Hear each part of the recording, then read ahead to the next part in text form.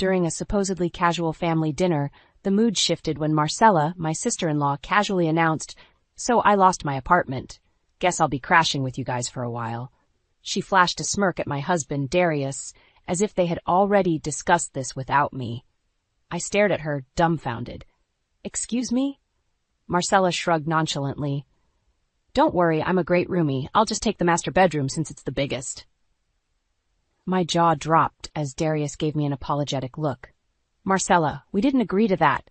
You can't just invite yourself into our home." "Oh, come on, sis," she scoffed, her tone already grating. "Where else am I supposed to go? You wouldn't leave your favorite sister out on the streets, would you?" Before I could protest further, Marcella had already started hauling her belongings through the front door, dumping boxes and suitcases haphazardly in our living room. It was like a hostile takeover of my own home. Darius tried to play peacemaker. "Alara, maybe we can let her stay for a little while, just until she gets back on her feet." I shot him an incredulous glare. This was our house, our sanctuary.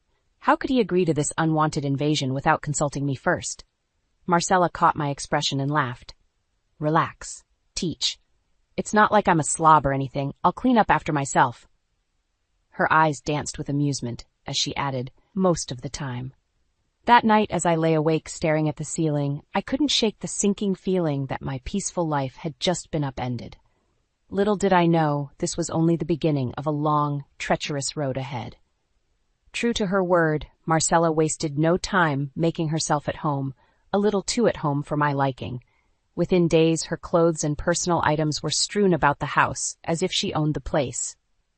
Whenever I tried enforcing basic rules of courtesy, like cleaning up after herself, she'd blow me off with a dismissive, yeah, or an insincere, "Sure, Mom." Darius remained infuriatingly passive, which only emboldened Marcella's entitled behavior.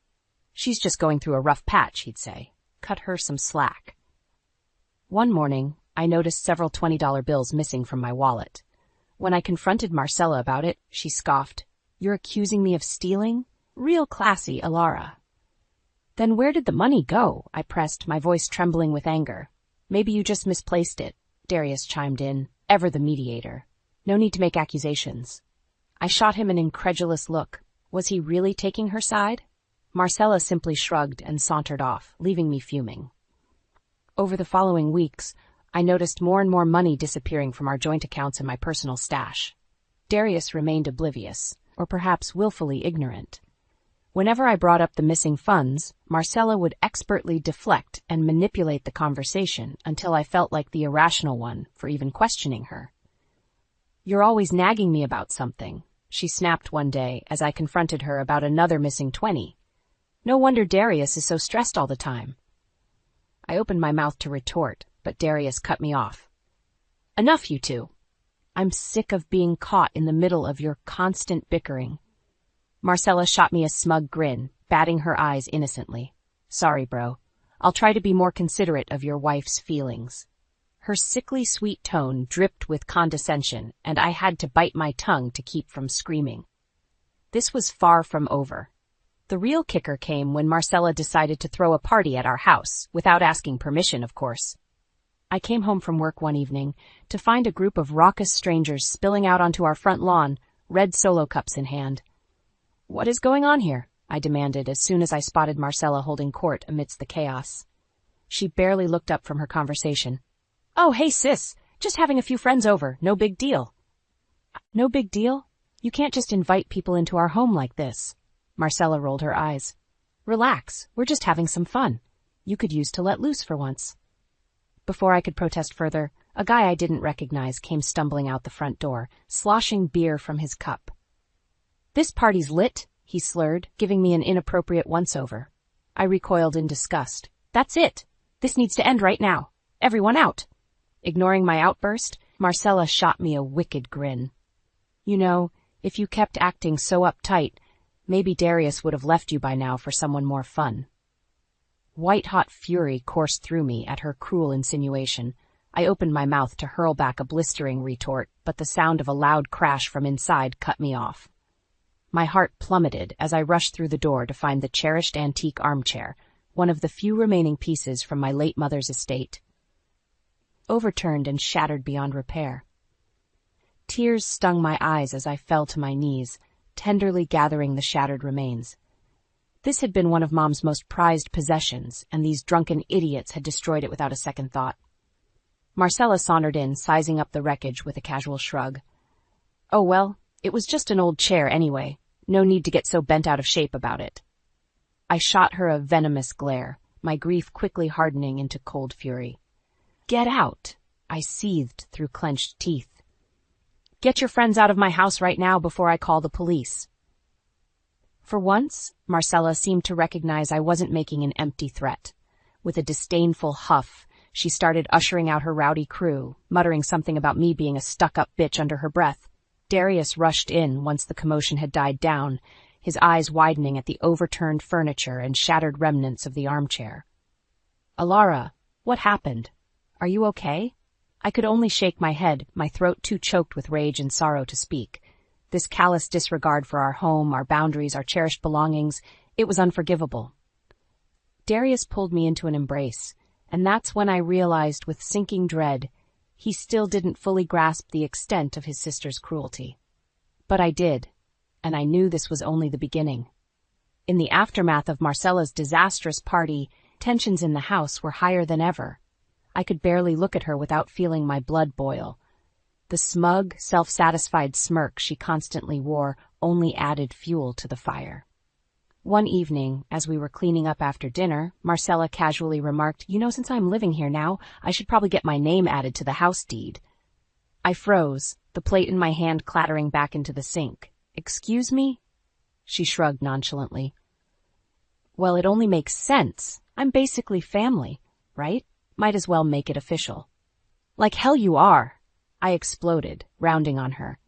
This is our home, Darius and I. You're just a freeloader taking advantage of us.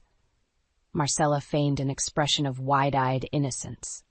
Darius, she's not seriously suggesting I'm a freeloader, is she? You know I'm good for it if you ever need help with the mortgage or anything. I whirled on my husband, desperate for him to take my side for once. But Darius merely averted his gaze, shifting his weight uncomfortably. You can't be serious, I said, shaking my head in disbelief. Tell me you're not actually considering this. Before he could respond, Marcella piped up again with that simpering tone. Of course he's considering it. Why wouldn't he want to do something nice for his beloved little sister? This is our house, I shouted, feeling like I was going insane. Mine and Darius's. You have no claim to it whatsoever. Hey, no need to get so worked up, Marcella said with an infuriating chuckle. I'm just looking out for the best interests of this family. You're not my family. The words exploded from me before I could stop them. An ugly sneer twisted Marcella's features. Oh, I get it. I'm not the rich, precious family you always wanted, is that it? Just the embarrassing deadweight relative you can't wait to be rid of. That's not what I meant at all, I protested weakly, but she was already on a roll. Don't worry, I know where I'm not wanted. Maybe it's for the best if I strike out on my own after all. She shot me a look dripping with venom. Just don't come crawling back when you lose everything you've taken for granted here. With that ominous warning hanging in the air, Marcella stormed off, leaving an unbearable silence in her wake. Darius finally spoke up, his voice weary. Alara, maybe we should consider giving her what she wants, just this once, for the sake of keeping the peace. I stared at him, dumbfounded and utterly deflated. In that moment, I knew. He was never going to take my side over his sister's. The battle lines in this war had been drawn, and I was radio-owl territory.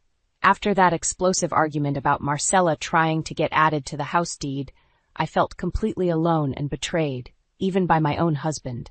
Darius remained frustratingly passive, always making excuses for his sister's outrageous behavior.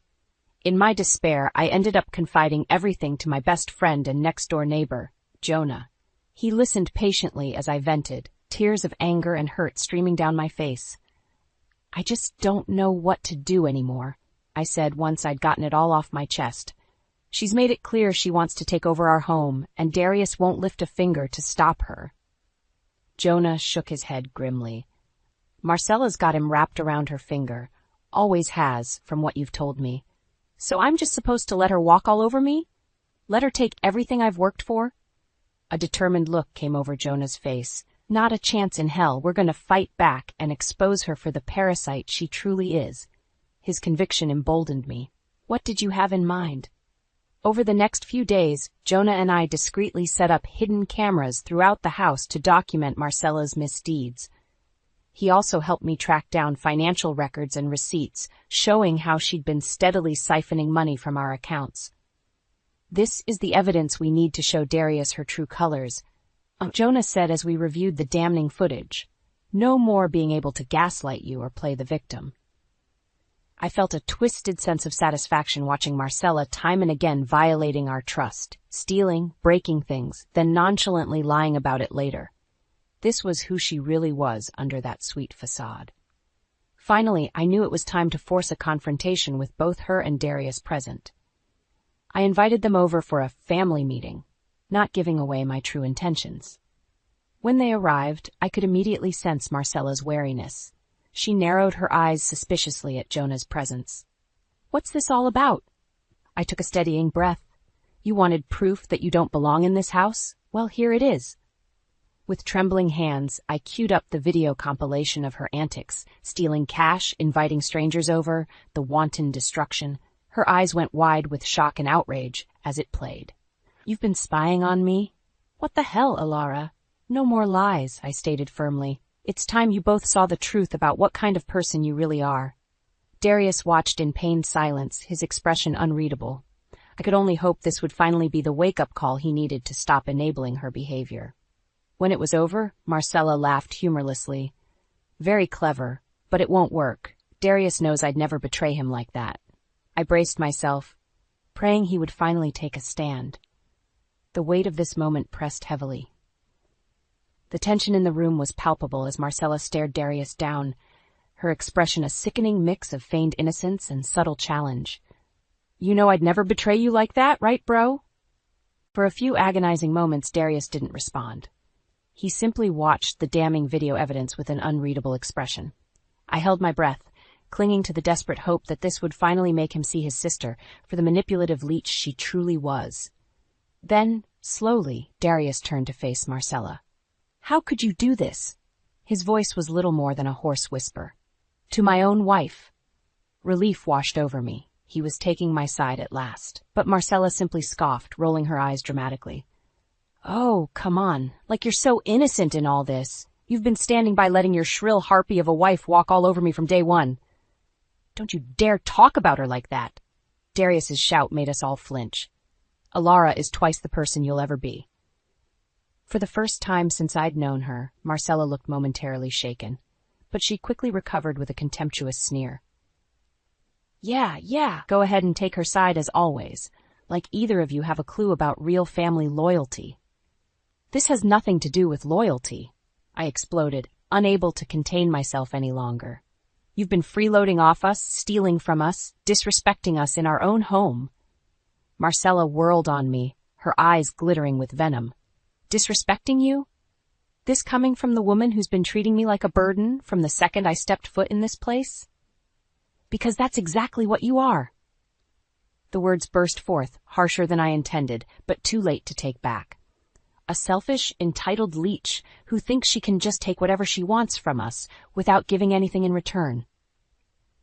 A tense silence fell over the room. Marcella opened her mouth, no doubt to spit out a scathing retort, but seemed to think better of it. Her gaze flicked briefly over to where Jonah stood silently observing, his phone gripped in his hand. A look of realization flickered across her face. With an overly dramatic huff, Marcella spun on her heel and stormed out, knocking over a vase on her way that shattered across the floor. Darius made no move to stop her, his shoulders sagging in apparent exhaustion. I'm so sorry, Alara, he murmured, not quite meeting my eyes. You were right all along. I should have listened and put a stop to this sooner. I wanted to feel vindicated, but the wound of his betrayal still stung too sharply. Before I could form a response, Jonah cleared his throat, holding up his phone with a grim look. Don't worry, I got her little tantrum on camera too. Once this inevitably goes public, that'll be the final nail in her reputation's coffin. I could only nod numbly. Because no matter how much satisfaction I might feel at having finally exposed Marcella's scheme, nothing could undo the painful truth. She had driven an irreparable wedge between Darius and me. True to Jonah's prediction, within a matter of days, the video exposing Marcella's misdeeds had gone viral online. I wasn't sure if he had leaked it himself, or if one of Marcella's so-called friends had spread it in an act of petty revenge, but the result was the same. Her deplorable behavior was on full display for the whole world to see. I'll admit, there was a perverse sense of satisfaction watching the clip of her unhinged meltdown rack up millions of views, along with a tsunami of scathing comments calling her out as the entitled parasite she was. "The mask finally slipped, huh?" Jonah remarked as we scrolled through the deluge of reactions. "People are seeing her for the real piece of work she is." My satisfaction was short-lived, however, as the backlash steadily intensified over the following days. Protesters began gathering outside our home, denouncing Marcella in the harshest of terms and demanding she face consequences. "This is getting out of hand," Darius said nervously as the raucous crowds showed no sign of letting up. I could only shrug, numb to it all. She brought this on herself. That's when Marcella finally resurfaced, storming back into the house in a whirlwind of fury. "You happy now?" she raged, tears of rage streaking her blotchy face. "You just had to try and humiliate me to the world, didn't you? Like you didn't bring that on yourself?" I shot back, unmoved. "You're the one hell-bent on burning every bridge with your selfish, unforgivable behavior." "Unforgivable?" She let out a bark of deranged laughter. "You want to see unforgivable?" Before I could react, Marcella grabbed the nearest object, a heavy ceramic vase, and flung it straight at me with startling force. I barely had time to flinch before the solid mass struck my temple, unleashing a searing wave of blinding pain and darkness. The next thing I remember was gradually regaining consciousness to see Darius restraining a still hysterical Marcella while Jonah hovered over me, calling an ambulance. Blood trickled warmly down my face from the ragged gash in my head. "Why?" I croaked out in a daze. "Why would you do this?" For a moment, a flicker of anguished regret passed over Marcella's face, but it was quickly snuffed out, her eyes hardening into cold callousness once more. "Because I warned you there would be consequences for trying to take everything away from me," she spat out in a tone of chilling finality. "And this is just the beginning if you don't back off." The ominous vow hung heavy in the air, even as the wail of approaching sirens signaled this sickening conflict was about to be thrust into an even harsher spotlight. As I slipped back into the blissful darkness, one fact became terribly clear. No home was safe with Marcella in it, not for me, or anyone else she deemed an obstacle to be eliminated by any means necessary. In the aftermath of Marcella's violent attack, everything changed. The trust and foundations of our marriage had been shattered beyond repair by her unforgivable actions.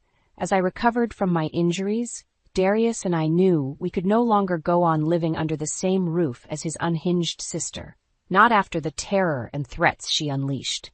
We filed a restraining order immediately, but the metaphorical scars cut far deeper. "I'm so sorry, Alara," Darius said for what felt like the 1,000th time. Regret and shame were etched into the worry lines on his face. I never imagined she could become so monstrous. I said nothing, unable to offer absolution just yet. My mind still replayed those harrowing moments on an endless loop. Marcella's twisted snarl as she hurled that vase, the sickening impact, her vile parting words. Some betrayals cut too deep to simply forgive.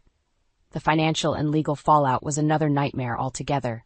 Changing all the deeds, accounts, and updating our wills to permanently excise Marcella. It was a lengthy, draining process designed to fortify every possible vulnerability she could try to exploit. We didn't stop there either.